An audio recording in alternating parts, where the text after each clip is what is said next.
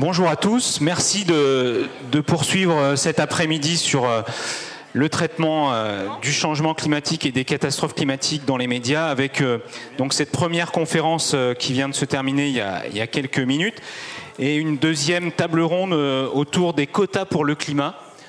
Voilà, des quotas, on en a entendu parler notamment des quotas de traitement dans la presse pour les élections et les campagnes électorales, mais est-ce qu'on peut dupliquer ça dans les médias? Donc est-ce que c'est une bonne ou une mauvaise idée? Voilà, donc pour en parler, votre serviteur Stéphane Frachet, j'ai longtemps été correspondant des Échos et du Parisien en région Centre-Val de Loire et Poitou-Charentes. Je suis désormais correspondant des Échos à Lyon pour également l'usine Nouvelle, donc plutôt sur des sujets éco et sans doute qu'on va devoir en parler puisque ça a été évoqué sur la table ronde précédente du traitement de l'économie et de la transition énergétique. Pour en parler cet après-midi, Eva Morel. Bonjour Eva. Donc Eva est secrétaire générale de l'ONG Quota Climat.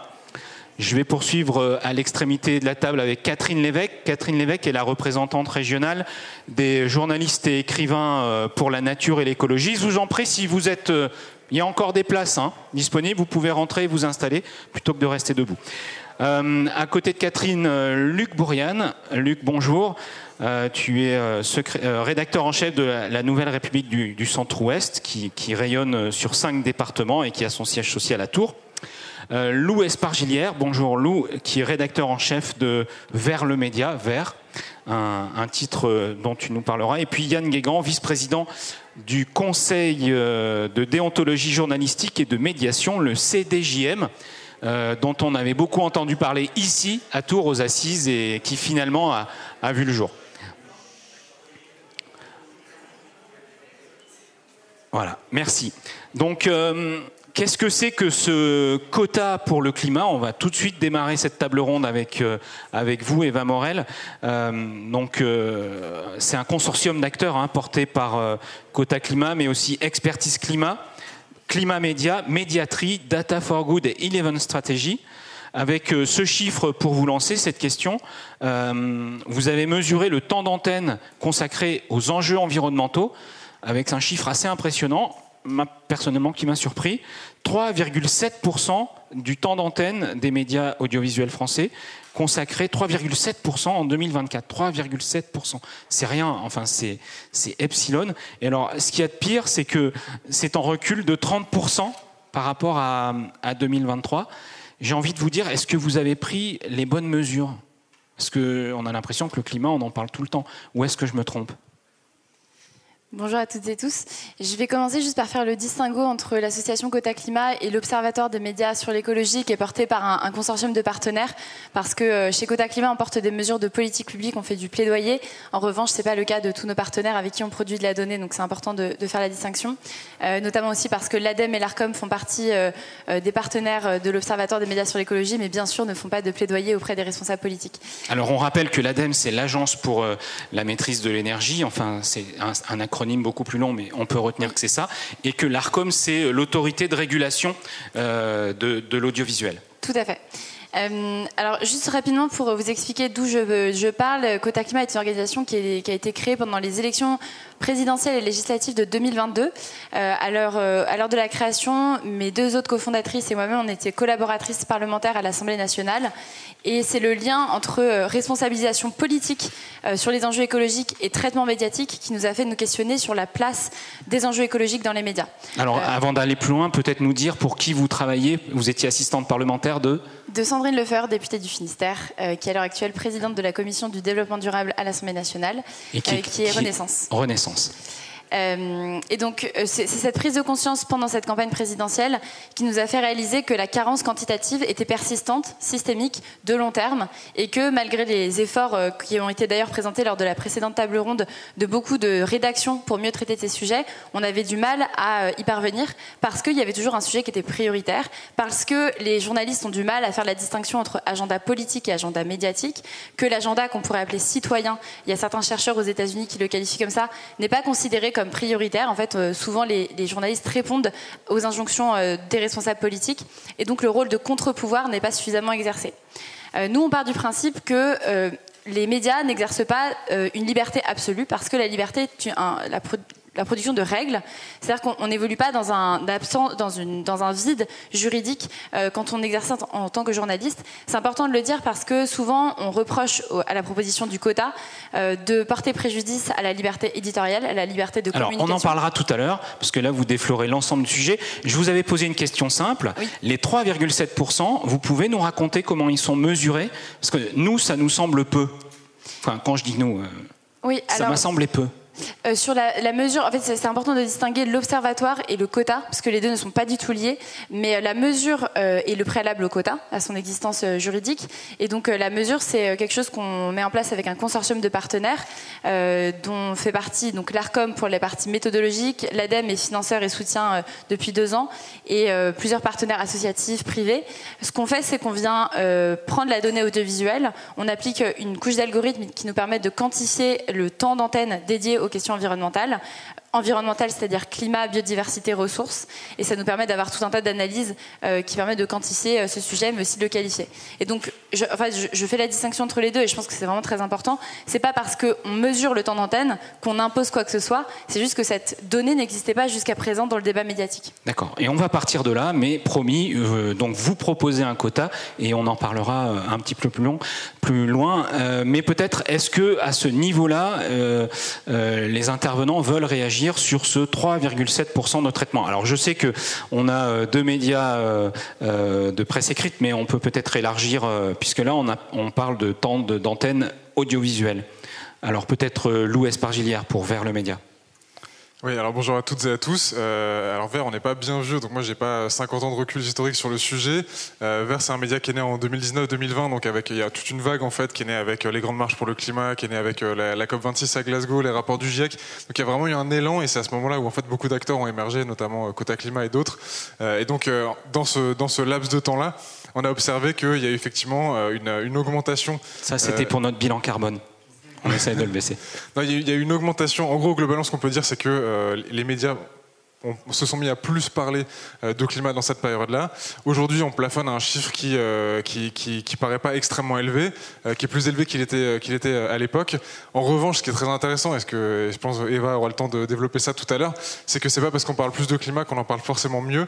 Et il y a des acteurs qui ne parlaient pas du tout de climat, comme C8, CNews, des médias comme ça, je pense que vous les avez tous en tête, qui maintenant se sont mis à s'emparer de ces sujets-là, et donc qui font augmenter ce chiffre de 3,7%, et qui en fait en parlent souvent pour en fait, s'opposer au consensus scientifique, faire passer les écologistes pour des Khmers verts décroissants, etc.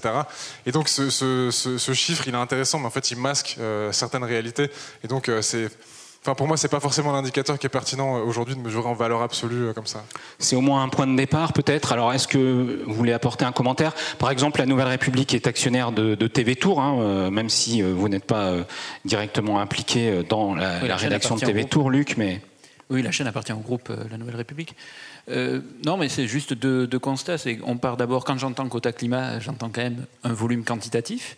Et ensuite, quand j'entends Lou, j'entends déjà aussi une présomption qualitative.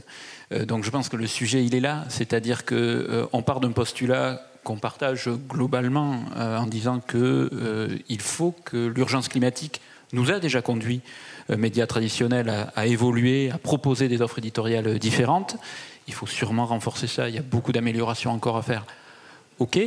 Mais ensuite, quand j'entends ces injonctions, je ne l'ai pas pris comme une injonction encore, mais il faut pour moi tout faire pour que ça ne soit pas une injonction, parce qu'effectivement, je trouve qu'à ce moment-là, on obère nos libertés et nos indépendances éditoriales.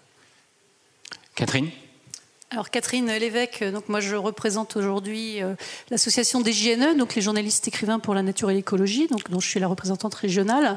Donc en 2 mots pour situer cet asso que peut-être peu de gens connaissent, on existe depuis longtemps, depuis 1969. Donc pour le coup nous on a un recul assez important sur la dégradation de notre planète et donc on est moins de 200, mais avec des sensibilités très différentes.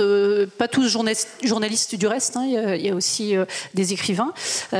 Et en fait, Quota Climat nous a présenté à quelques membres du conseil d'administration, dont je ne suis pas, mais je relate ce qu'ils m'en ont dit, le projet donc d'avoir un quota imposé d'informations sur le climat dans les médias.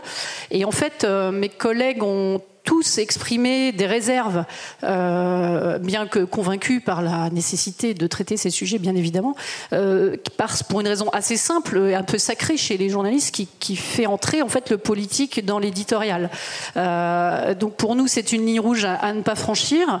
Néanmoins, on voit depuis 30 ans, même plus, la dégradation qui s'opère, et donc on a des sensibilités extrêmement différentes parmi nos membres. Donc on a cherché un moyen, en OCA, donc au conseil d'administration, on a cherché une manière d'en informer tous nos adhérents de la manière la plus objective possible pour qu'ils puissent se positionner sur cette proposition, d'où l'idée d'un débat en fait. Et c'est pour ça que ce débat existe aujourd'hui finalement, puisqu'il se trouve qu'Anne-Sophie Novelle, qui est vice-présidente des JNE, est aussi au CA des Assises, et finalement c'est un peu la genèse de notre présence ici aujourd'hui. Et donc nous, au sein de l'association, on envisage aussi, fort de ce qui va se dire aujourd'hui, de présenter un débat en Assemblée Générale pour recueillir les voix de nos différents adhérents.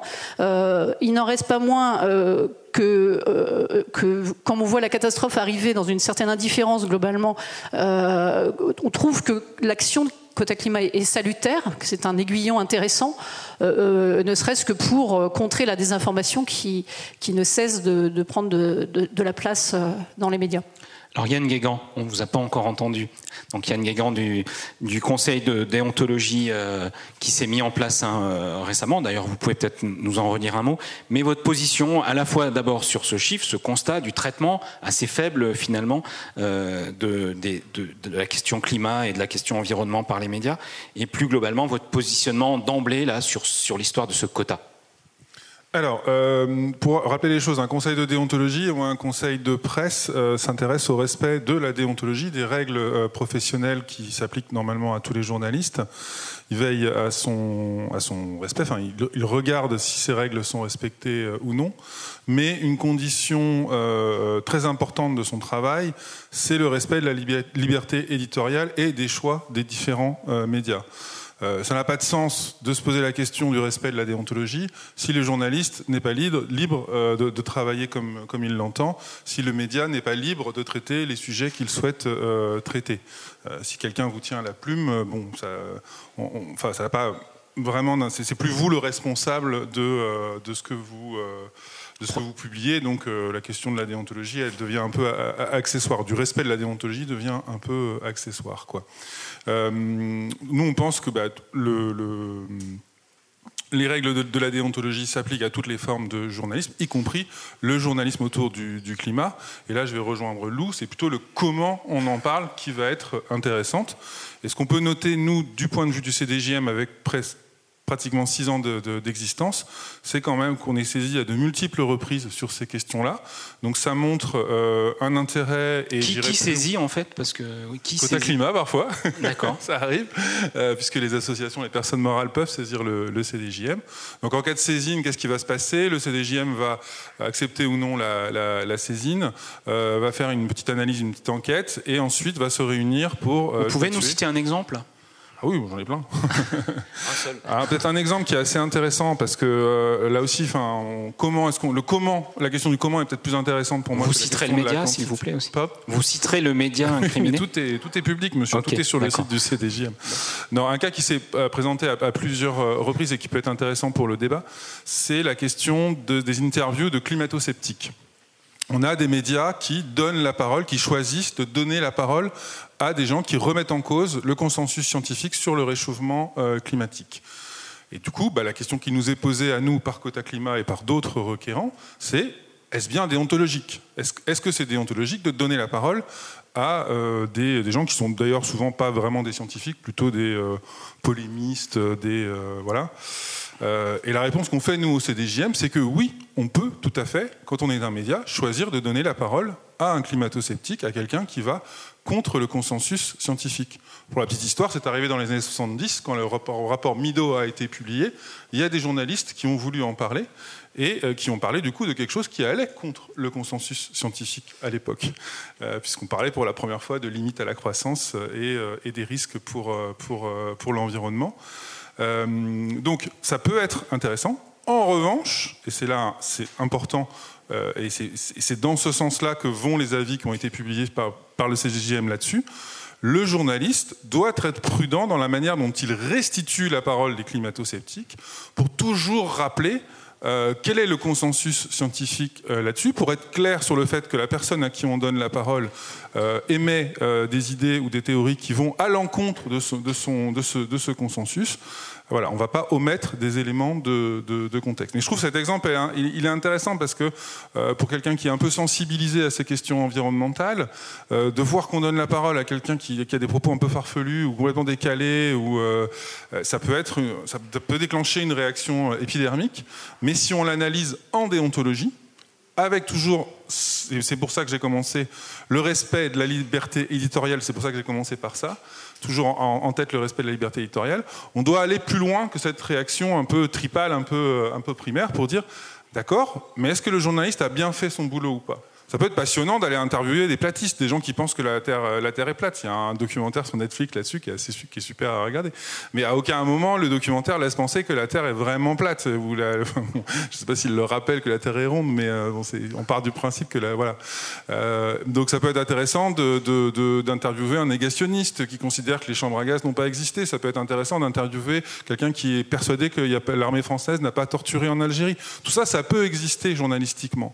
Mais ce qui est essentiel à ce moment-là, c'est de rappeler le consensus des climatologues, le consensus des historiens, le consensus des scientifiques en général, et de faire ce travail de contextualisation. Donc si vous regardez les avis, et je terminerai là-dessus, si vous regardez les avis du Conseil de déontologie là-dessus, soit ce travail de contextualisation a été fait correctement, et dans ces cas-là, il n'y a pas de problème déontologique, en tout cas selon le CDJM, on peut avoir bien sûr un avis différent. Mais en revanche, dans des cas où on a laissé parler la personne, on l'a laissé raconter un peu n'importe quoi sur le climat, sur l'effet de l'homme, sur le climat, sur enfin voilà. Je vous fais pas les grands classiques du climato-rassurisme ou du climato-scepticisme. Si on l'a laissé parler sans contradiction et sans rappeler les faits, ça pose un problème déontologique. Peut-être une réaction, Eva, pardon. Et du coup, à ça, est-ce que c'est suffisant d'avoir ce regard d'un conseil de déontologie sur comment sont traitées les questions environnement et climat, ou est-ce que vous, manifestement, vous voulez aller un peu plus loin ? Je pense que c'est important d'expliquer ce qu'on propose parce que j'ai entendu beaucoup de choses, oui. mais j'ai pas eu l'occasion d'expliquer exactement la proposition. J'allais vous amener à la définition, finalement, qu'est-ce que vous proposez, et peut-être préciser qu'il y a même une proposition de loi donc, qui émane de députés et qui va en faveur de ce quota. Tout à fait. Le postulat de départ de Quota Climat a été de dire que parce qu'il y avait une carence quantitative persistante, structurelle, qui date de 30 ans et plus sur les questions environnementales, à un moment donné, il fallait interroger le rôle du volontaire vs le rôle de l'incitatif. Et c'est ce que fait la loi dans beaucoup de cas. Et je vais prendre l'exemple de la loi qui a instauré des quotas de femmes dans les conseils d'administration, qui date de 2011. Ça faisait des années qu'on constatait qu'en fait, on n'allait pas y arriver naturellement. C'est-à-dire que le fait de propulser des femmes dans des instances dirigeantes ne se produisait pas. En 2011, on était à 13% de femmes dans les conseils d'administration. 12 ans plus tard, on est à 46% en France. Donc c'est pour dire, quand il y a un sujet sociétal sur lequel on a besoin d'une incitation structurelle, on est en capacité de faire recours au levier juridique. Et c'est cette question-là qu'on pose sur la présence des enjeux environnementaux dans les médias en période électorale. C'est très important de le dire puisque c'est ce qu'on propose dans la proposition de loi qu'on porte à l'Assemblée nationale depuis bientôt 3 ans. Donc dans cette proposition de loi, on propose de doter l'ARCOM, l'autorité de régulation audiovisuelle, de la capacité en période électorale, s'il constate une carence quantitative, de pouvoir y remédier. Et aujourd'hui, ce constat, il est outillé d'une jurisprudence, c'est un peu technique, mais je pense que c'est important de le dire. Reporters sans frontières a constaté lors de la précédente période électorale que le pluralisme n'était pas respecté dans plusieurs médias. Et le Conseil d'État a demandé à l'Arcom de remédier à cette carence en matière de pluralisme en interprétant le pluralisme comme à la fois une question de diversité des parties prenantes, mais aussi des thématiques abordées. Et quand on voit les thématiques qui sont abordées dans les médias en période électorale, les thématiques majoritaires écrasantes ne sont pas les thématiques environnementales, ce sont les thématiques de sécurité, d'immigration, de pouvoir d'achat, de géopolitique, qui sont importantes à couvrir, ce n'est pas le sujet, mais le pluralisme, et donc c'est un droit citoyen d'accéder à une information pluraliste, demande à ce que d'autres thématiques soient intégrées dedans. Et donc avec l'Observatoire, on a été en capacité d'objectiver cette carence dans le temps, de la mesurer. Et donc ça crée la condition, c'est la précondition à l'émergence de ce quota. Donc où on en est désormais de cette proposition de loi, ça fait 3 ans qu'on la porte. Il y a désormais 80 députés signataires de 8 bords politiques différents. Donc on a rassemblé de la gauche jusqu'à Horizon, donc qui est à droite, et 3 présidences de commission, à la fois la présidence de commission des affaires culturelles, sociales et développement durable. Vous pouvez nous citer quelques noms de parlementaires un peu emblématiques qui portent cette proposition ? Oui, bien sûr. Donc le porteur s'appelle Stéphane Delotrette, qui est du PS. Il est notamment entouré de Erwan Balanan, qui est du MoDem, de Fatia Keloua Hachi, qui est la présidente de la commission culturelle à l'Assemblée nationale, ou encore de François Hollande, qui est un ancien président de la République, qui a signé la proposition de loi. Et donc voilà, donc ces signatures emblématiques dissimulent en fait le contenu du sujet qui nous préoccupe. Donc dans cette proposition-là, on ne propose pas uniquement d'instaurer un quota en période électorale, parce que ce serait une compréhension, comme ça a été dit, assez limitée du sujet. On propose aussi que lorsqu'il y a de la désinformation sans remise en question, c'est-à-dire on ne propose pas de bannir la parole de quiconque dans les médias, en revanche de faire en sorte qu'il y ait un contradictoire qui soit proportionnel à la gravité de certains propos qui peuvent être tenus à l'antenne. C'est-à-dire que si je dis sur l'antenne de CNews qu'il y a un complot climatique, et qu'il n'y a pas de contradictoire en face, et c'est ce qui se passe en France plusieurs fois par semaine, c'est important de le dire, et ben peut-être qu'à un moment donné, nos droits sont bafoués en tant que citoyens. Et c'est ça qu'on interroge. Avant de rentrer dans le détail de cette proposition de loi et de ce quota, voilà, un tour de réaction. Parce que, allez-y. Puis, allez-y, monsieur. Allez-y. Non, juste, il faut quand même bien distinguer les médias qui sont les médias audiovisuels qui sont sous régulation de l'Arcom parce qu'ils ont signé une convention. Ils occupent le domaine public des ondes, on les autorise à émettre et parfois on peut arrêter de les autoriser à émettre, ce qui est arrivé assez vite. Et là, on peut se poser la question des règles supplémentaires ou pas. Mais il faut distinguer ça de l'ensemble des médias, et notamment la presse écrite et la presse web, parce que sinon, ça veut dire que l'Arcom se mettrait à réguler, et peut-être même à mettre des amendes, et peut-être à sanctionner Libération, Le Figaro, Le Point, l'Express, Ouest France, etc. Enfin, on ferait un pas en termes de régulation, pour le dire gentiment, censure pour le dire méchamment, qui serait inédit dans l'histoire de la régulation de la presse depuis 1945. Alors, juste pour préciser, ce n'est pas ce qu'on propose, puisque ce n'est pas possible dans l'état du droit français, et donc le quota ne s'appliquerait que à l'audiovisuel. Alors, d'abord, là, on est sur la question de principe. On rentrera dans le détail après. Donc, je reste un peu sur la question de principe. Parce que Luc Bourriane. Pardon. Même si votre précision est importante, mais tout à l'heure, dans vos propos, j'entendais quand même une intervention législative sur une régulation potentielle des médias. Et je veux dire qu'il existe une loi, la loi de 1881, à laquelle on est très attaché, qui impose, qui nous oblige et qui nous paraît suffisante.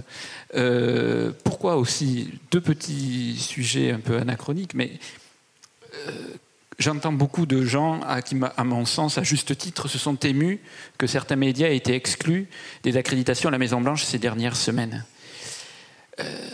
Qu'est-ce que c'est, à part une intervention politique sur qui vient? Je me doute que vous avez une réponse, mais je pose juste la question, moi aussi, en termes de principe général, de dire que là, on a une intervention politique qu'on trouve iconoclaste et pour tout dire dysfonctionnante, on est bien d'accord. Il me semble qu'on mettrait le doigt dans un engrenage qu'on maîtrise mal, et qu'on maîtrise d'autant moins que le contexte est extrêmement défavorable. Enfin, je veux dire, quand on parle d'autorité politique qui viendrait réguler, c'est une autorité politique qui, demain, pourrait être contrôlée par des mouvements politiques beaucoup moins à l'aise avec la liberté et l'indépendance éditoriale que l'on a pu connaître. Voilà, ça me semble aussi un élément à avoir en termes de contexte. Catherine Lévesque, aussi sur cette question de principe presque philosophique. J'ajouterais que l'accès à l'information environnementale, il existe déjà comme un droit constitutionnel, à valeur constitutionnelle dans la charte de l'environnement. Donc, malgré ça, on voit bien l'état des lieux. Donc, est-ce qu'une loi, en dehors du fait qu'elle est critiquable pour les raisons que vous venez d'exposer, mais est-ce qu'une loi peut suffire à changer les choses? La loi Bloch, plus récente, 2016, je crois, était censée, les groupes de médias étaient censés avoir une charte de déontologie adaptée, leur ligne éditoriale, etc. L'une de mes collègues des JNE a été partie prenante dans un atelier dans le groupe Prisma, pour ne pas le citer, qui venait d'être acheté par Bolloré. La charte n'a jamais abouti. Donc les lois ont aussi leurs limites. Peut-être, avant, juste un mot de conclusion. Tout à l'heure, Catherine Lévesque, vous nous avez dit que le CA des JNE réfléchissait à la mise en place de ce quota. Est-ce qu'il continue de réfléchir ou est-ce qu'il commence à avoir un avis? Non, alors l'avis, moi je défends. Alors, je parle au nom des JNE, donc j'ai pas forcément le même avis pour le coup, mais ouais, vous n'êtes pas mais pour l'instant je défends déterminé. la neutralité du CA que je représente sur ce thème pour la raison que j'ai évoquée dès le départ, c'est-à-dire de franchir cette ligne rouge. Alors pour le coup, j'ignorais que c'était uniquement sur l'audiovisuel, donc forcément. Mais en revanche, que l'Arcom ait plus de pouvoir pour sanctionner la désinformation me paraît tout à fait pertinent. Voilà, c'est quelque chose qui me paraît. Voilà, on va poursuivre l'exposé et on va un petit peu rentrer dans le détail de ce quota climat, mais si vous avez des questions, c'est le moment, et de toute façon on aura aussi un temps de questions-réponses sur la fin de la table ronde. Voilà, il y a un micro, voilà, présentez-vous et puis dites-nous quelle est votre question.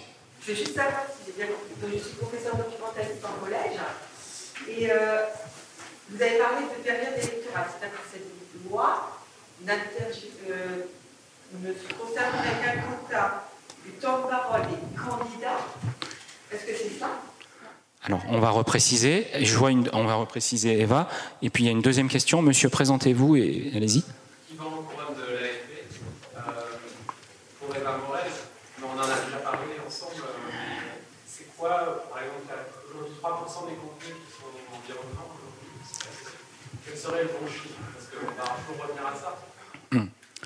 Voilà, allez-y, ça nous permet d'abord peut-être le chiffre et puis après on passera au détail du contenu comme ça nous permettra de faire la transition. D'abord le chiffre, quel est selon Quota Climat et le consortium des 5 ONG? Encore une fois, c'est pas le consortium, c'est juste Quota Climat qui travaille. Quota Climat, alors d'accord, Quota Climat et puis donc les 80 députés qui vous poussent. Sur ce chiffre, ou que vous avez séduit. Sur ce chiffre, on n'a pas de réponse en fait. C'est pas à nous de dire quel est le bon chiffre et je pense qu'on se prêtera jamais à cet exercice. Nous, la proposition volontaire fondatrice de l'association en 2022, c'était en période où on avait mesuré le temps de parole dédié aux enjeux environnementaux en période électorale à 3 à 5%, de l'augmenter à 20%, c'était volontaire. Je veux dire, c'était juste avoir une indication.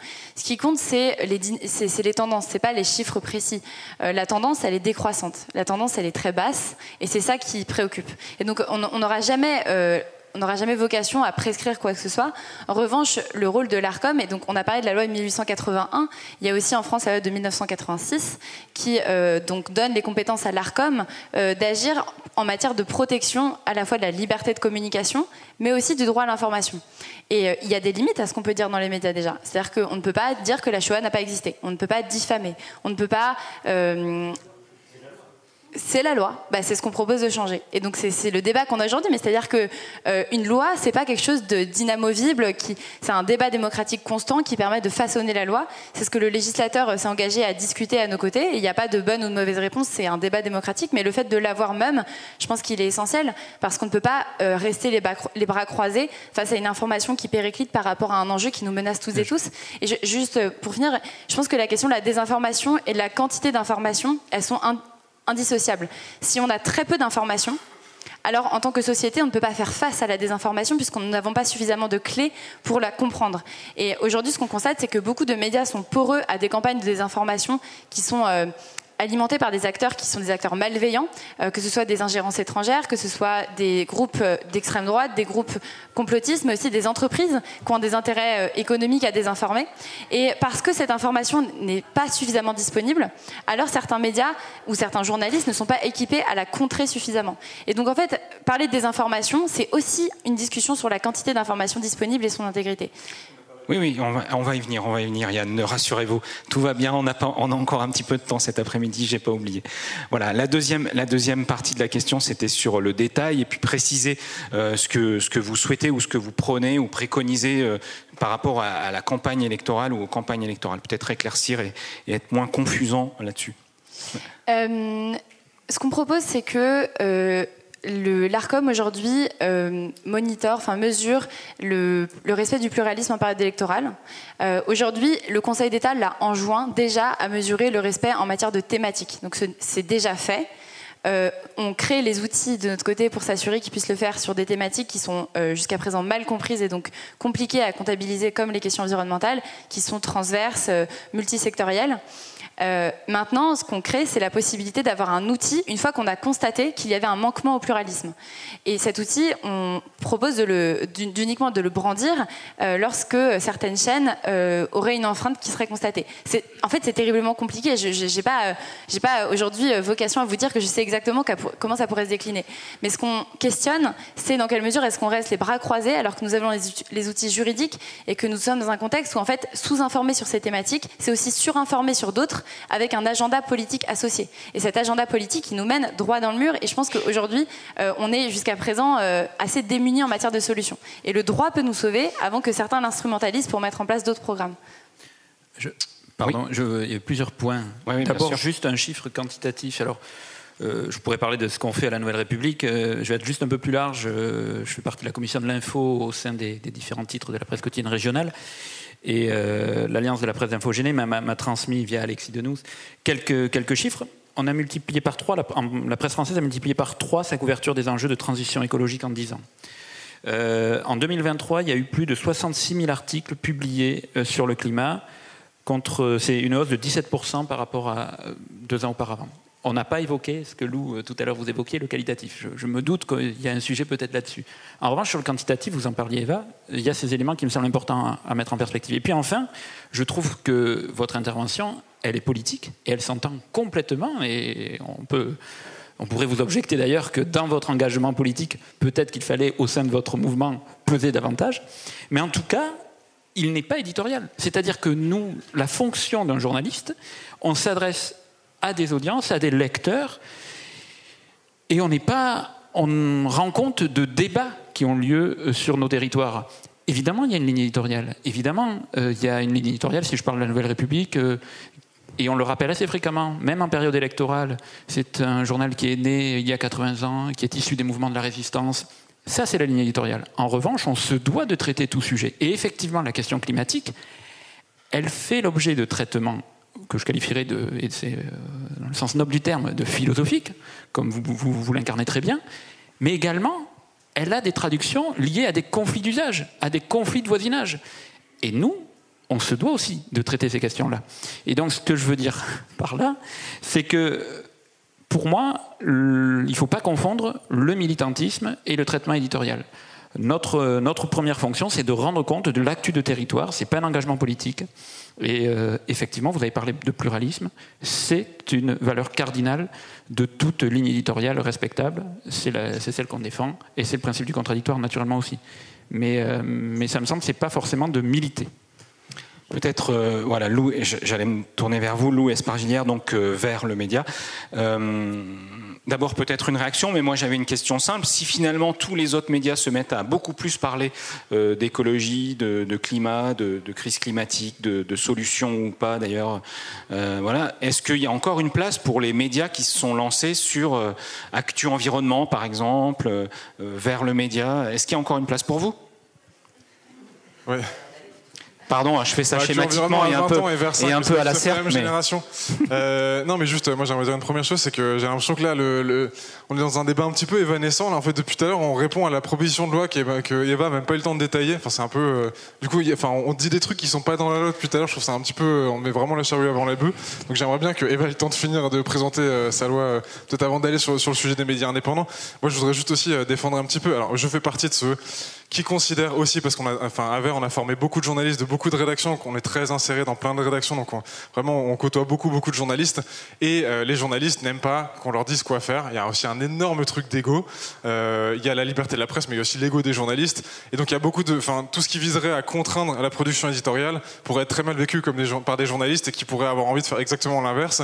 Et il y a aussi effectivement ce qu'on disait tout à l'heure, c'est que aujourd'hui il y a un contexte politique qui, si on arrive à cranter certaines choses, et donc évidemment, éventuellement à faire passer une loi qui viendrait réglementer un peu plus la manière dont on parle d'écologie, et ben effectivement peut-être que demain ce sera l'extrême droite qui sera au pouvoir et qu'elle décidera de faire exactement l'inverse et d'aller beaucoup plus loin dans le sens inverse. Mais moi j'ai quand même envie d'encourager des initiatives comme celle d'Eva, et elle fait pas du tout que ce projet de loi. Et il y a des choses qui sont hyper intéressantes, notamment sur la période électorale, mais peut-être qu'encore une fois elle aura le temps de le détailler un petit peu plus.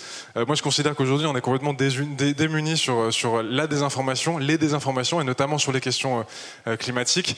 Globalement, on a une partie du champ audiovisuel qui aujourd'hui est dans une politique active de destruction du consensus scientifique sur tout un tas de sujets. C'est le groupe de Vincent Bolloré, pour le dire très franchement, et on est vraiment démunis. Le législateur est un peu n'a pas les outils aujourd'hui pour légiférer.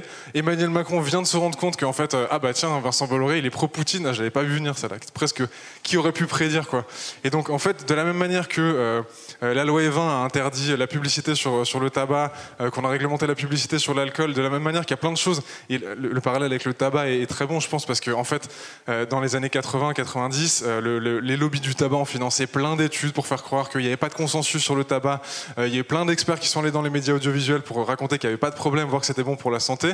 Et on en est revenu, et maintenant on a une politique qui est hyper radicale là-dessus. C'est interdit. Il y a plein d'espaces où on n'a plus le droit de fumer, etc., etc. On a voulu protéger la population au vu des connaissances scientifiques qu'on avait sur un sujet, et donc on a mis en place des réglementations qui sont assez radicales. Donc on peut trouver aujourd'hui que proposer un quota en période électorale, c'est un petit peu radical. Peut-être que dans 20 ans, on en rira quand on sera au milieu de catastrophes de plus en plus graves. Et donc pour moi, il y a vraiment ce double enjeu de à la fois permettre essayer de trouver des manières, c'est peut-être pas la bonne, mais peut-être qu'on ne se pose pas encore assez la question collectivement, de faire en sorte qu'on en parle plus et qu'on en parle mieux. Et il y a un autre truc qui est vraiment spécifiquement sur la désinformation et sur le fait qu'on ne peut pas laisser le champ médiatique à des gens qui ont juste plus d'argent que les autres et les laisser désinformer sur des sujets. Alors, peut-être avant de partir là, parce qu'on ne va pas résoudre ce sujet-là maintenant ici. Mais en fait, les canaux audiovisuels sont des biens publics. On ne fait pas ce qu'on veut en fait sur la télé, sur la radio. Et aujourd'hui, la raison pour laquelle C8 a été débranché de la TNT, c'est parce qu'à 35 reprises en 12 ans, ils ont violé les engagements qu'ils avaient pris auprès de l'Arcom. Ils ont fait de la publicité déguisée, ils ont inventé des informations, et en fait ça c'est pas acceptable. Donc c'est déjà en fait l'accès au réseau TNT est déjà extrêmement codifié. Pourquoi est-ce qu'on rajouterait pas une clause sur la manière de parler d'écologie, ou sur justement quand on a des phrases qui sont en contradiction avec le consensus scientifique, recontextualiser, donner la parole à des experts. Moi je trouve que c'est des choses qui sont extrêmement saines, et on doit pouvoir en parler sans avoir la crainte qu'il y a une intrusion du politique dans nos rédactions, quoi. Très bien. Alors, si j'ai pas lancé tout de suite la précision sur qu'est-ce que c'est ce quota, c'est parce que j'avais envie de faire un tour de table un peu philosophique sur comment on se positionne chacun par rapport à plus ou moins de régulation. Mais maintenant, Eva Morel, on peut rentrer dans le détail. Racontez-nous comment potentiellement se mettrait en place ce quota. Quel est le phasage dans le temps, comment vous envisagez de le faire passer à l'Assemblée et au Sénat, parce qu'on imagine que actuellement les députés ont d'autres chats à fouetter. Voilà, allez-y. Le détail de ce quota que vous envisagez de mettre en place. Oui. Juste pour préciser que ce qu'on fait, ce n'est pas politique, c'est civique. Enfin, c'est-à-dire il y a une différence, on n'est pas engagé politiquement. On fait tous de la politique dans ces cas-là. Quand on publie un contenu, c'est politique, mais ça veut dire que dans ces cas-là, quand un journaliste intervient dans un média, c'est le politique qui intervient dans le médiatique. Enfin, je pense que c'est important de mettre des frontières, c'est-à-dire qu'on n'est pas partisan. Non, on n'est pas partisan, je ne suis encartée dans aucun parti, mon association n'est encartée dans aucun parti, ce n'est le cas de aucun membre de Quota Climat. on travaille avec tous les bords politiques, j'en ai listé 8. Je pense que c'est important de faire la distinction. En revanche, interroger la manière dont on consomme de l'information et le rôle politique de l'information, c'est, je pense, que ce que devraient faire tous les citoyens et ce qu'on encourage aussi en tant que journaliste. Et donc, typiquement, ce qu'on propose n'a rien à voir en fait avec une intervention de la Maison-Blanche dans l'autorisation ou non d'une rédaction entrée dans un espace. On propose de proposer des principes et des règles collectives, comme il en existe, et ça a été rappelé par Lou, énormément d'autres. Et la loi Bloch, une des raisons pour lesquelles c'est très peu appliqué, c'est parce qu'elle misait sur l'autorégulation, beaucoup des médias, et c'est les limites de l'autorégulation qu'on souligne aujourd'hui en matière environnementale, mais il y a déjà des choses qui ont été faites en matière de régulation médiatique, et j'aimerais pas qu'on pense qu'on évolue dans une espèce d'impensé ou d'inconnu juridique, ce qui est loin d'être le cas aujourd'hui. Donc pour arriver sur le contenu de la proposition de loi, il y a 7 articles dans cette proposition de loi. Le premier, il demande aux rédactions de mettre en place un contradictoire lorsqu'il y a une négation de l'état des connaissances scientifiques sur le climat, c'est-à-dire quand quelqu'un invite un climato-sceptique qui explique qu'il n'y a pas de réchauffement climatique ou qu'il n'est pas d'origine humaine, c'est tout. Donc pas le débat, enfin je veux dire, c'est important de le dire, il n'y a que ces 2 items-là et qu'il n'y a pas de contradictoire en parallèle. Et c'est intervenu encore récemment sur la matinale de Radio Classique, 12 minutes pour Christian Girondeau qui explique que c'est des cycles qui expliquent le réchauffement actuel et c'est extrêmement dangereux pour la compréhension du grand public de ces questions. On propose que ce soit sanctionnable concrètement et que ça incite les médias à juste mettre de la contradiction en face puisque c'est juste de la désinformation pure. Sur le deuxième sujet des chartes de déontologie au sein des rédactions de presse écrite, on propose, alors ça ne fonctionne pas très bien, mais bon, puisque l'autorégulation est l'unique levier qu'on a en presse écrite, de raccrocher la charte pour un journalisme à la hauteur de l'urgence écologique et de rajouter des mentions de l'environnement dans ces chartes déontologiques, donc c'est vraiment très mou. Sur la question de la publicité, on propose que les contrats climat qui ont été instaurés en 2021 et qui fonctionnent très mal parce qu'ils ne sont pas obligatoires, soient rendus obligatoires dans les médias audiovisuels. Concrètement parlant, ça veut dire que les médias doivent proposer des mesures pour lutter contre le greenwashing et la publicité défavorable à l'environnement, puisque c'est désormais une pratique qui est considérée comme répréhensible par la loi, puisque c'est mensonger. Autre proposition qui est listée dans la proposition de loi, c'est de faire de l'Observatoire des médias sur l'écologie un organisme public pour que ce ne soit pas des associations avec tout ce qui peut leur être reproché en matière de biais idéologiques qui pilotent la méthodologie, mais bien des organismes publics indépendants. Et on propose également de réguler également les plateformes numériques dans le cadre de l'implémentation en France du DSA, donc Digital Services Act, qui est la réglementation européenne en matière de régulation des contenus numériques, pour s'assurer qu'il n'y ait pas de distorsion de concurrence entre les médias audiovisuels et les médias en ligne. Voilà. 6. Ah oui, il y a un gage, parce que c'est technique, il y a un gage qui fait que ça ne crée pas de dépenses et que du coup les députés peuvent proposer cette proposition de loi. D'accord, donc rapidement, un aspect contradictoire dans le traitement de l'information, une charte de déontologie pour la presse écrite, des pubs et des contrats examinés ou en tout cas validés en fonction de la connaissance sur le climat, l'observatoire médias et écologie qui deviendrait public, la régulation des plateformes de DSA et puis le fait que les députés portent cette régulation, c'est ça ? J'ai bien compris, je résume. Les députés sont des législateurs, donc c'est-à-dire qu'ils proposent de mettre en débat cette proposition de loi, de la voter. Ah oui, d'accord. Donc le 7e point est un point technique inhérent à la proposition elle-même. Voilà, je vous avais entendu. Est-ce que vous voulez réagir, Yann Guégan, Luc Bourriane, au contenu de cette PPL AN, comme on la résume en acronyme ? Je suis un peu dubitatif parce que, par exemple, forcer le contradictoire, être obligé les télé et radios à avoir un discours qui va nuancer ce qui a été dit à l'antenne par un climato-sceptique, par exemple. Pourquoi ne pas le faire si c'est quelqu'un qui nie la chute de la biodiversité dans le monde ? On a un avis qui va bientôt paraître la semaine prochaine du Conseil de déontologie là-dessus. Pourquoi est-ce que la loi ne devrait pas prévoir dans ce cas-là un contradictoire quand un intervenant nie le fait que la biodiversité s'effondre dans le monde ? Pourquoi la loi ne devrait pas prévoir un contradictoire lorsque quelqu'un dit qu'il n'y a pas eu de génocide des Arméniens en Turquie au moment de la Première Guerre mondiale? Et je pourrais multiplier comme ça les exemples jusqu'à l'absurde. Donc, multiplier les contraintes pour les médias en termes de, enfin, forcer la main des journalistes. Puis bon, il y a une part de moi qui imagine l'édito de Pascal Praud le jour où cette loi est promulguée, mais là on lui ouvre un boulevard. Enfin, je veux dire, il va pouvoir en rajouter se transformer en héros de la liberté d'expression. Et enfin, là c'est un commentaire personnel, hein, c'est pas une position du CDJM. J'ai du mal. Je vois des démarches d'autres ONG qui sont davantage sur la formation des journalistes, sur la mise en relation entre journalistes et experts. Alors c'est un travail de fond, c'est pas immédiat et brutal comme une loi ou comme un quota. C'est peut-être moins facile à vendre et moins facile de mobiliser les gens autour de ça, mais on le voit dans les rédactions. Moi j'ai des ONG qui me parlent de ça, qui me disent on a de plus en plus de journalistes sensibilisés à l'intérieur des rédactions qui se démènent, qui se battent auprès de leur hiérarchie et parfois de la génération précédente pour que ces sujets-là aient plus de place et pour qu'on arrête de raconter n'importe quoi et que sur le contenu même des sujets on soit plus qualitatif et plus pertinent et plus respectueux de la science.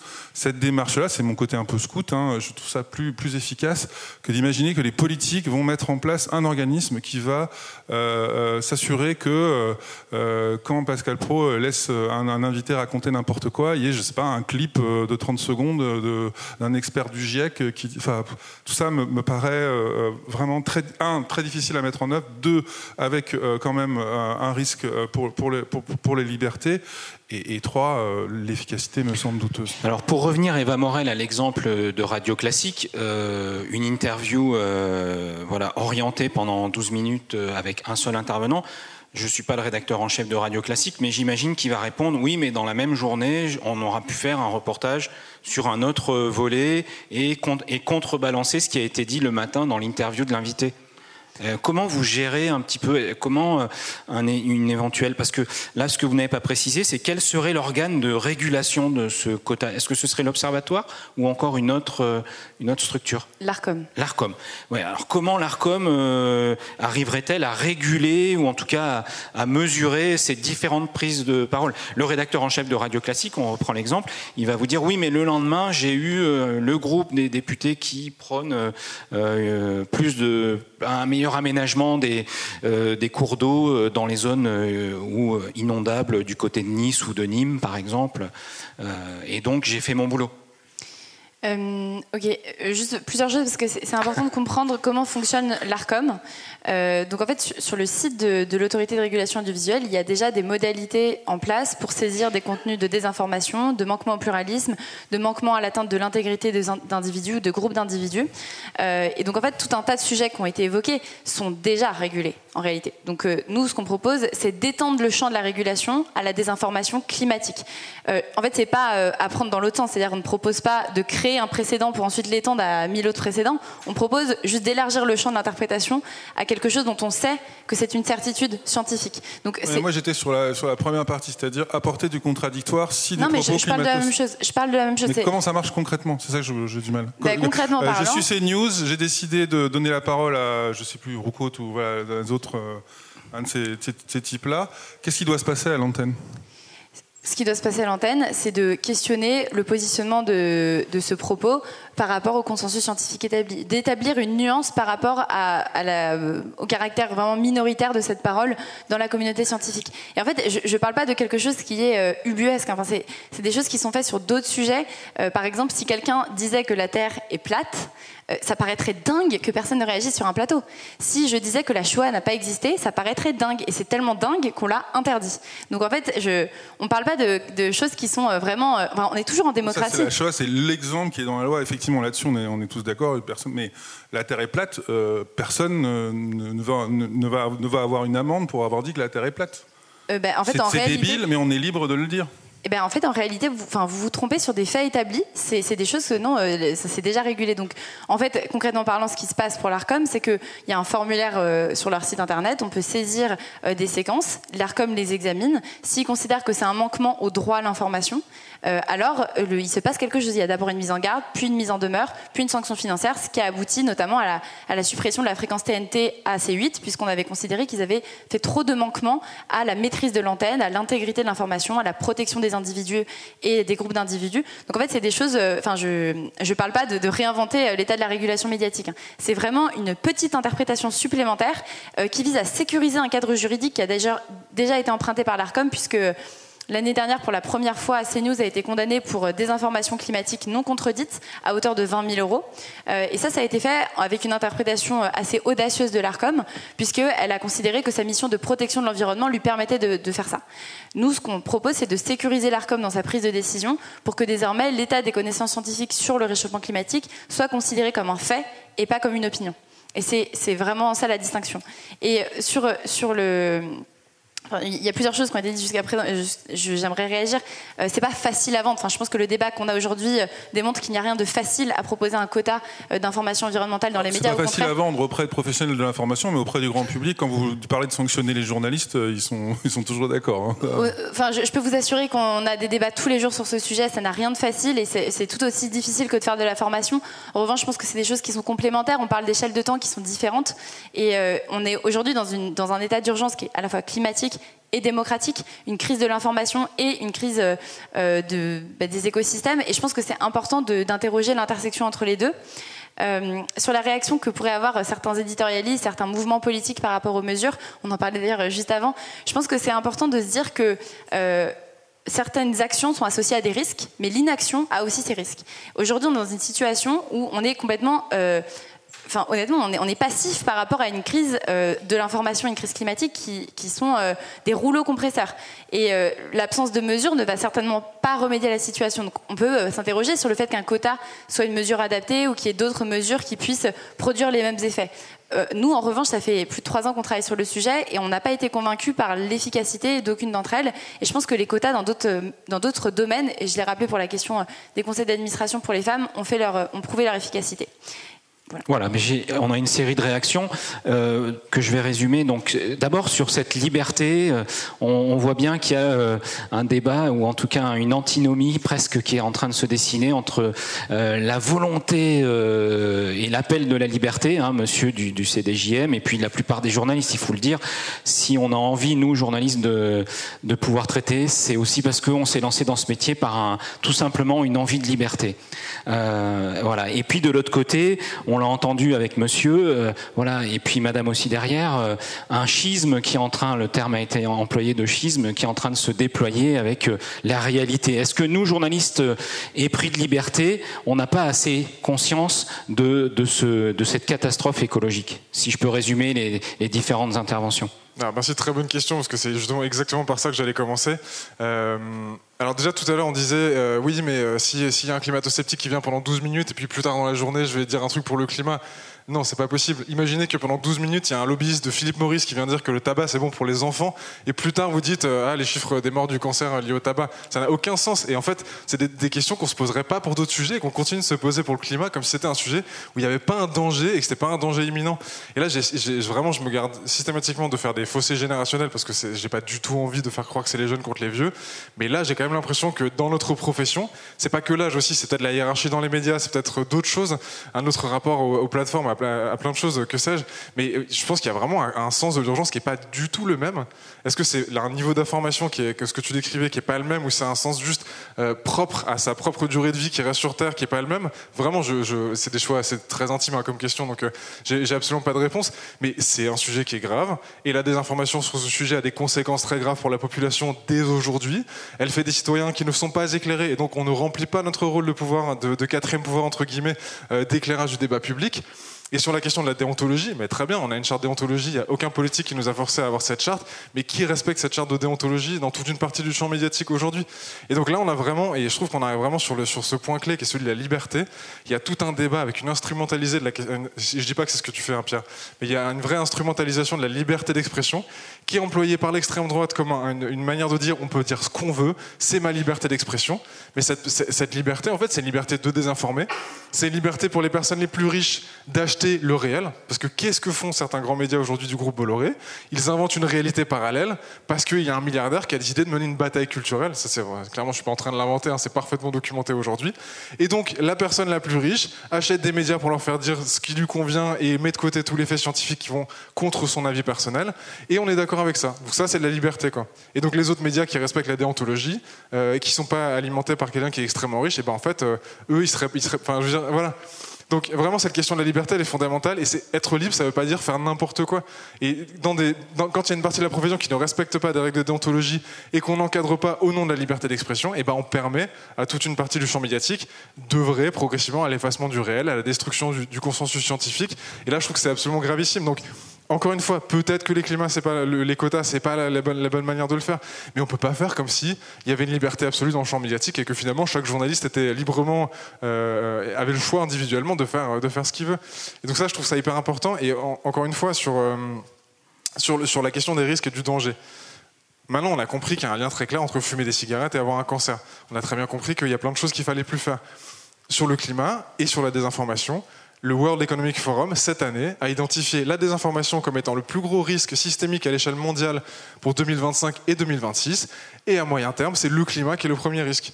À quel moment est-ce que ça s'est traduit dans la manière dont on parle de ces sujets dans nos médias?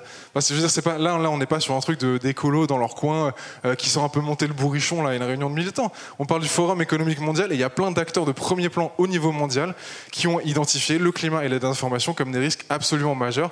Donc je vous prierai, chers collègues et chers collègues, dans votre liberté éditoriale absolue que je respecte, de prendre ça aussi en compte peut-être. Voilà.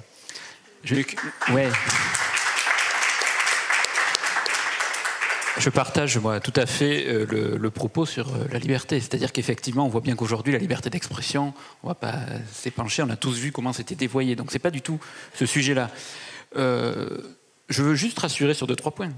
D'abord, effectivement, il y a une régulation interne qui n'est pas forcément uniforme, qui n'est pas forcément parfaite, mais qui existe. Et qui n'est pas perçue forcément à l'extérieur non plus. Et c'est ce que je voulais dire. Je voulais donner l'exemple de la Nouvelle République. On ne communique pas dessus. Par contre, tous les mois, et il y a ici des représentants du personnel, tous les mois, je discute avec les représentants du personnel. La moitié des sujets qu'on aborde au cours de ces 2-3 heures sont des sujets éditoriaux sur la manière dont on l'a abordé, etc. Je ne dis pas que c'est idéal, mais je dis que ça existe. Je tiens à vous rassurer. La réalité aussi d'une rédaction comme celle de la Nouvelle République, 180 journalistes, c'est pas la rédaction poussiéreuse que je croyais percevoir dans le propos. C'est une rédaction qui s'est énormément rajeunie et qui donc du coup également porte ces évolutions éditoriales. À l'ANR, on a mis au point avec Delphine Noyon, qui est ici présente, un cycle de formation qui repose sur les enseignements d'Anne-Sophie Novelle, qui était présente parmi nous il y a quelques minutes. On a une chaîne de podcast qui s'appelle Plus verte la vie, centrée sur ces questions climatiques. On travaille sur la biodiversité, parce qu'effectivement, ce n'est pas que les questions climatiques, c'est l'impact sur la biodiversité, avec des cours rédac. Récemment, on a fait une édition spéciale avec un titre sur toutes nos éditions, Sauvons nos animaux. Chaque département a choisi un animal. Bon, je ne vais pas entrer dans les détails, mais pour vous dire que ça existe. Ce n'est pas quelque chose qu'on refuse de voir et d'aborder. On veut l'aborder, effectivement, dans le cadre d'une liberté éditoriale. Et surtout, et ça c'est un point qui me paraît, il y a deux éléments qui me paraissent assez récurrents quand je viens avec plaisir chaque année aux Assises du journalisme ou ailleurs dans des réunions comme ça qui réunissent des acteurs du monde de la presse, c'est qu'il y a un décalage. Il y a un décalage d'abord, on est toujours en train de s'auto-flageller, nous tous, acteurs médias, à questionner nos pratiques, à questionner nos manières de fonctionner, alors que comme l'a souligné Alexis, le premier enjeu, et là il est politique, c'est la régulation des plateformes. Et c'est très complexe à solutionner puisque personne n'y est arrivé. Mais c'est quand même un enjeu qui est majeur. Or, il est souvent absent de nos débats. Et le deuxième décalage, et ça c'est un sujet qui est sur le climat, mais qui est sur toutes les thématiques qu'on aborde. C'est-à-dire que quand on est un titre de presse quotidienne régionale, et je pense que je parle de ça parce que c'est ce que je vis, mais je pense que c'est le cas pour d'autres médias, on s'adresse à des audiences, à des lectorats qui ne correspondent pas à la sociologie exacte qui est face à moi dans la salle. Ce ne sont pas des gens qui sont venus ici en TGV depuis le centre de Paris ou depuis le centre de Bordeaux ou en vélo cargo depuis le centre de Tours. C'est des gens qui circulent en voiture, qui effectivement ont des habitudes. Ils sont pour le coup, hélas pour nous, presse quotidienne régionale, car c'est un défi majeur, plutôt âgés. Et donc, on a un décalage entre la sociologie que je décrivais de nos rédactions, le mode, et donc les traitements qu'on veut porter, et la manière de les porter pour pas accentuer ce décalage, pour pas heurter, pour pas paraître donneur de leçons. Et ça me paraît, je le dis là, je ne suis pas du tout en train de dire que vous l'êtes, pas du tout.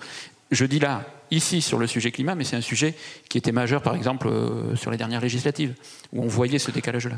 Alors Eva Morel, il y avait un autre bout de question sur les effets collatéraux pour les petits acteurs de l'audiovisuel, finalement, de la mise en place de ce quota. Oui, je vais répondre à ce point, mais juste pour répondre plus généralement, déjà, Pierre, concernant la menace démocratique perçue et la non-comparaison entre le quota de femmes dans les conseils d'administration et les quotas de climat dans les médias. En fait, quand le quota de femmes dans les conseils d'administration est survenu, il y a eu un débat sur la liberté d'entreprendre, sur l'égalité des chances. En fait, il y a toujours des conflits qui se passent entre droit et liberté, entre droits de certaines populations qui ont du mal à se faire respecter dans le débat public et puis liberté de certaines personnes qui exercent et qui structurent ce débat public. Et en fait, moi, ça me semble comparable. Alors certes, c'est pas la liberté de communication et le droit à l'information, on parle de tout simplement l'égalité entre les genres et la liberté d'entreprendre, mais je pense que c'est comparable dans le sens où en fait on a dans la Constitution française et d'ailleurs dans le droit européen la notion d'abus de droit qui fait que si un droit ou une liberté empiète sur un autre, alors on a le droit d'ailleurs le devoir de se questionner sur comment est-ce qu'on rééquilibre la balance. Et c'est un peu ce qui est en train de se passer aujourd'hui, c'est-à-dire que on a une liberté de communication qui est déjà pas totale, on l'a expliqué, il y a déjà de la régulation en place, mais qui aujourd'hui fait que structurellement, pour plein de raisons qui ont été évoquées, l'environnement est toujours le parent pauvre de l'information. À quel moment on se questionne sur un rééquilibrage de ce déficit. Ensuite, sur la question de est-ce que ça a été le cas dans d'autres pays, est-ce qu'il y a des systèmes démocratiques qui sont plus incisifs sur la régulation de la déontologie? La réponse est oui, la Belgique. En Belgique, le Conseil de déontologie journalistique, et je pense que vous êtes très bien placé pour le savoir, rend des avis qui sont beaucoup plus contraignants que le CDJM. D'ailleurs, En quoi le CSA belge a fait une délégation du contrôle de la déontologie au CDJ. C'est différent, c'est pas le Conseil de déontologie, c'est le CSA qui... Non, du coup, c'est le CDJ qui rend des avis qui ont une valeur législative. C'est-à-dire qu'il y a une possibilité de perdre sa carte de presse lorsque... Je parlais avec Muriel Hanot il y a encore 2 semaines, la présidente du CDJ, qui m'expliquait que... Allez. Une représentante du CDJ, on va lui... Voilà, non mais la dirigeante de ce conseil... Elle avait un pouvoir de sanction plus fort que celui du CDJM en France. Mais qui n'a rien à voir en fait. Combien de cartes de presse ont été retirées par le CDJ belge, curieux? Alors, c'est pas parce qu'il y a quelque chose qui existe qu'on l'actionne. Et d'ailleurs, c'est très positif. Ça veut dire qu'il faut un devoir de prévention pour s'assurer que la régulation forte ne soit pas appliquée. Et je pense que c'est exactement ce qu'on touche ici du doigt. C'est pas parce que la possibilité à l'Arcom est donnée de mettre en place un quota qu'un quota sera systématiquement promulgué. D'ailleurs, ce qu'on dit, c'est que c'est en situation d'urgence lorsqu'une carence est constatée en période électorale. C'est quand même un moment démocratique qui est particulier. Mais en fait, on parle de ça depuis le départ. Je propose pas de parler de 20%, 50% du temps de climat tout le temps, tous les jours. Donc je pense que c'est important d'interroger ces subtilités et de dire qu'en démocratie, il y a des choix de régulation de la déontologie qui parfois sont différentes des choix qu'on a fait en France. Après, pour être très clair, hein, tous les conseils de presse, et le conseil de déontologie belge et les autres se battent tous pour que la déontologie, ça reste de l'autorégulation. D'accord ? Donc, après, il y a un mécanisme d'articulation entre le CSA belge et le CDJ, c'est un peu technique, on ne va pas rentrer là-dedans, mais la position commune de tous les conseils de presse, c'est le respect de la liberté d'expression et de la liberté éditoriale, en Belgique comme en France. Ouais, c'était juste pour expliquer le fait qu'il y a d'autres systèmes qui existent et que ça n'entrave pas l'existence de notre démocratie. Juste pour dire aussi que sur les questions de volume horaire qui pourraient s'appliquer à d'autres thématiques, comme c'est la crainte dont on parle aujourd'hui, c'est que l'extrême droite instrumentalise cet outil pour s'en servir sur d'autres thématiques qui servent leurs intérêts. Il y a déjà des volumes horaires dans les conventions établis chaque année entre les médias audiovisuels et l'ARCOM. Il y a des volumes horaires, par exemple, sur les violences sexistes et sexuelles. C'est un outil qui existe. Donc, en fait, la question, c'est est-ce qu'un outil qui existe ouvre un champ des possibles si une dictature arrivait? Mais en fait, bien sûr, le champ de l'inconnu s'ouvre à nous si le Rassemblement national arrive au pouvoir en 2027. Mais la question, c'est, on n'y est pas encore. Est-ce qu'on met des actions en place préventives pour s'assurer qu'on puisse lutter en amont? Je pense qu'on a encore du temps pour cela, et actionner des outils qui existent déjà sur des thématiques qui sont particulièrement à risque. Et juste dernière chose, sur la question du risque que fait porter, pour revenir sur ce que tu disais, Lou, la désinformation climatique spécifiquement, parce qu'on est à l'intersection entre deux priorités qui sont aujourd'hui mal adressées. La Pologne, qui préside aujourd'hui le Conseil de l'Union européenne jusqu'à juin, a déterminé que la désinformation climatique était l'une de ses 3 priorités. Pourquoi ? Parce qu'un rapport a été commandité par le Premier ministre polonais qui cherchait à voir dans quelle mesure est-ce que l'État polonais était vulnérable à la désinformation, notamment dans un contexte d'ingérence russe très importante. Ils se sont rendus compte que le climat était le sujet le plus exposé à la désinformation dans le pays. Un tiers des contenus climat, que ce soit dans les administrations, dans les médias, sur les réseaux sociaux, en fait, sont des contenus de désinformation sur le climat. Ce qui fait que l'État polonais a déclaré qu'ils étaient en guerre cognitive au sein de la nation, et que c'est pour ça qu'ils voulaient en faire une priorité de l'Union européenne. Donc aujourd'hui, la désinformation climatique, elle est adressée par la Commission européenne comme un enjeu aussi de protection de notre souveraineté et de notre intégrité informationnelle. On n'est pas en train de parler de choses long-termistes, en fait. C'est aujourd'hui, sur notre sol européen, qu'on est confronté à des actions malveillantes. Et je pense que c'est important, du coup, de s'interroger sur la proportionnalité de la réponse. Et ouais, si juste ça peut vous rassurer, aux États-Unis, il n'y a pas d'ARCOM, il n'y a pas de quota sur le climat, et ça n'empêche pas Trump de désosser ce qui reste du paysage médiatique et d'avoir des médias qui sont complètement dérégulés et libres de raconter absolument n'importe quoi. Eva Morel, sur les petits acteurs, les 600 radios locales. Mais je pense que la réponse, ça a été dit, c'est en fait l'ARCOM a très peu de moyens, et donc aujourd'hui l'encadrement du pluralisme et l'encadrement des différents principes qui régissent son action sont principalement focalisés sur les médias qui ont le plus d'impact sur l'opinion et qui sont potentiellement les plus perturbateurs sur l'équilibre à la fois des courants de pensée et d'opinion. Et donc je pense que la réponse à ça, c'est les petites radios et les petites chaînes ne sont pas forcément les plus directement ciblées. C'est pas forcément ça la question. Très bien. Bon, voilà, je pense qu'on est arrivé au bout de ce débat, même s'il peut y avoir encore plein de digressions ou de questionnements sur le contenu. Et d'ailleurs, vous allez nous dire où on trouve cette proposition de loi, où on peut la consulter et où on peut consulter les débats qui existent déjà autour de ce texte. Sur le site de l'Assemblée nationale, elle a été déposée en novembre 2024. D'accord. Elle a un numéro peut-être pour faciliter les recherches? Ah ouais, alors j'ai pas le numéro en tête, désolé. Alors peut-être redire l'intitulé exact pour faciliter la recherche. Proposition de loi visant à améliorer l'information environnementale des citoyens français, je crois. Très bien, merci.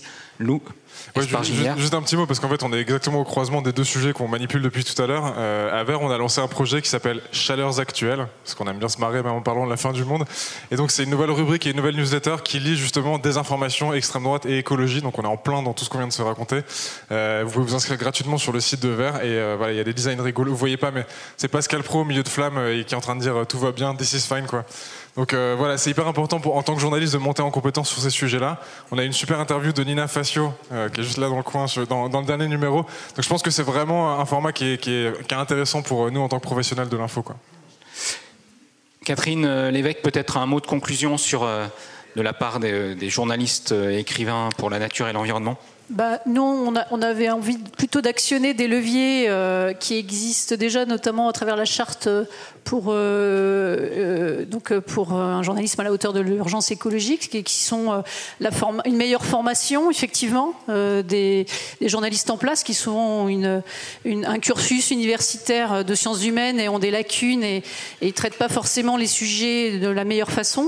Et puis, bon, ça a déjà été soulevé dans la salle, mais l'indépendance des rédactions, c'est un vrai problème, évidemment, puisque de nombreux actionnaires ont des intérêts économiques, ils n'ont pas du tout intérêt à scier la branche sur laquelle ils sont assis. Donc, quid des rédactions qui sont détenues par des groupes capitalistes, enfin, disons le mot. Enfin, donc, voilà, il y a un certain nombre, il me semble, de leviers dans la charte qui est signée par 1800 journalistes et qui a été défendue en partie par Vers le Média et d'autres.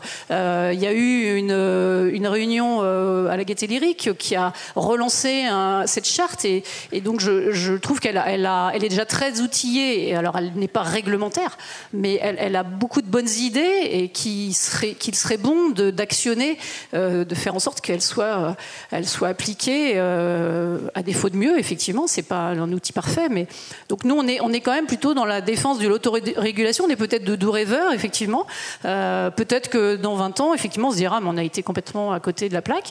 Mais pour l'instant, on est quand même farouchement accroché à cette liberté éditoriale et on a envie de croire que les journalistes peuvent s'emparer de ces questions-là intelligemment. Mais je peux d'ailleurs citer un document qui est sur le site du CDJM, auquel a contribué Christelle Leca, donc qui est une de nos administratrices, alors le terme exact, c'est une recommandation pour le traitement scientifique de l'information. C'est 3-4 pages, c'est pas un pensum non plus. Après, c'est un peu dans un monde idéal pour le coup, parce que pour être pigiste, je l'ai lu attentivement, je me suis dit ouf. Alors pour pouvoir appliquer dans le détail tout ce qui est, ça suppose d'avoir du temps. Donc il y a une vraie question qu'on n'a pas soulevée aussi, c'est le temps dont disposent les journalistes pour travailler sérieusement sur des sujets complexes, qui sont transversaux, qui nécessitent des compétences énormes et qui nécessitent de s'immerger dans les sujets. Et je ferai allusion à une petite structure qui s'appelle Splan, qui est née en Bretagne. Splan, on dit oui, parce que j'ai pas l'accent breton, pardon. Splan, mais ça s'écrit S-P-A-L. L2N, qui je trouve est très intéressante dans sa créativité, justement, au sens où c'est, si j'ai bien compris, un journaliste en poste et un journaliste pigiste qui s'associent pour travailler sur la durée, sur une enquête, et qui est complètement indépendant. Donc moi, voilà, je crois beaucoup en tous ces nouveaux médias, parce que j'ai peur du schisme boomers et jeunes, et je pense que des assos comme les JNE, même si on est prudent sur cette proposition, on est quand même extrêmement convaincus tous de l'urgence des sujets et de la gravité de ce qui se passe. Donc ça me peine un peu de l'animosité justement qui a pu y avoir dans ce débat. Mais voilà, moi j'ai quand même espoir dans ces structures et donc voilà, j'invite les lecteurs à soutenir tous ces médias pure players, etc., qui font ce qu'ils peuvent, des gens comme Inès Léraud, comme Morgane Large, etc., qui font un super boulot et effectivement il y a toujours des brebis galeuses dans toutes les professions et c'est assez dommageable dans un contexte d'urgence.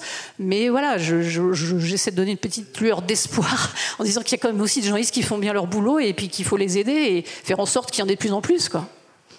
Luc Bourriane, merci Catherine. Luc Bourriane, un mot de conclusion ? Oui, je voudrais juste dire qu'on peut bien faire son boulot en étant dans un média un peu ancien, dit traditionnel, avec plus de 150 journalistes. Je tiens quand même à le dire, parce que parfois, encore une fois, je ne dis pas que c'est qu'aujourd'hui, qu'ici, et surtout pas casse de table, mais on a un peu trop le sentiment de cette traduction-là.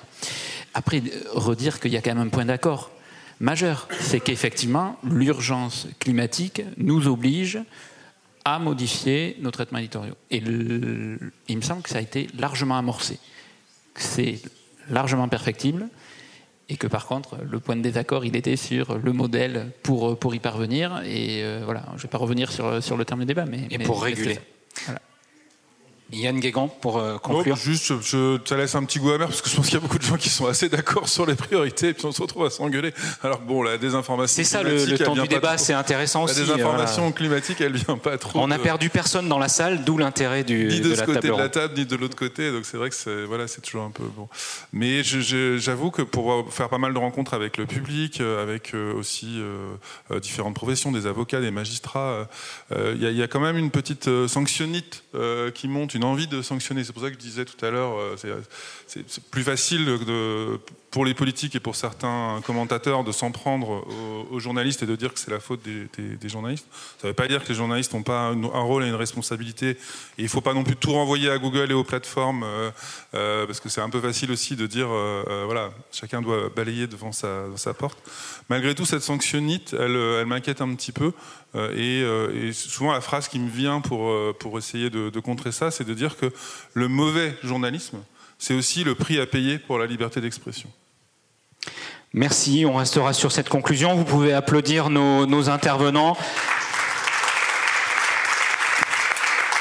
Merci à vous de votre présence. Donc, pour poursuivre le sujet, je relève dans le programme, jeudi 13 à 17h45, Martin Adjari, le nouveau président de l'ARCOM. Alors, il n'intervient qu'un quart d'heure, mais si vous voulez le rencontrer, c'est à ce moment-là que ça se passe. Jeudi 13 à 17h45 dans l'auditorium Ronsard. Merci à vous et bonne soirée.